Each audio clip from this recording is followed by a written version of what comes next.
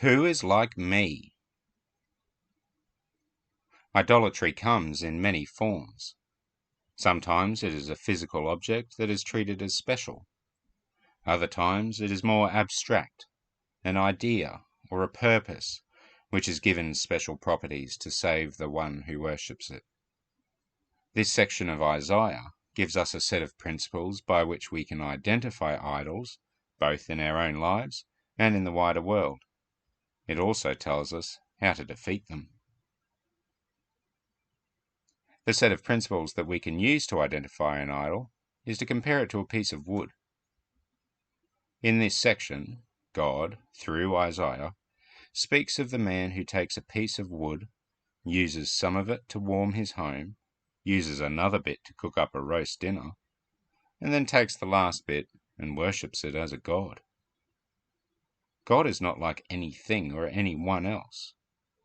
If we think it is God, we should look to see if it can be used for anything else, in which case it is an idol, and we should stop worshipping it. God is supreme, and we cannot use him for our own personal purposes. Who is like me? Asks God.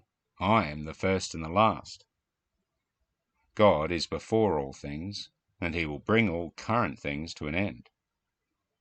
This is why we worship God, because he is so far above anything we can think or do. God is wonderful, and is an endless source of wonder. We don't need to control God.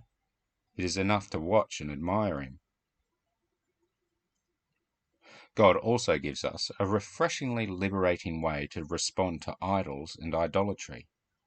Sarcasm and dark humour.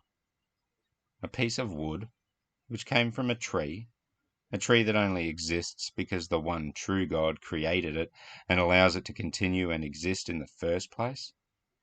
It is a joke that anyone in the material or spiritual universe would be so foolish as to think they could be greater than God. We can laugh at God's enemies, because God is so good to us that we can rest in the promise of our redemption. A preacher once summarized the gospel as, kill the dragon, get the girl.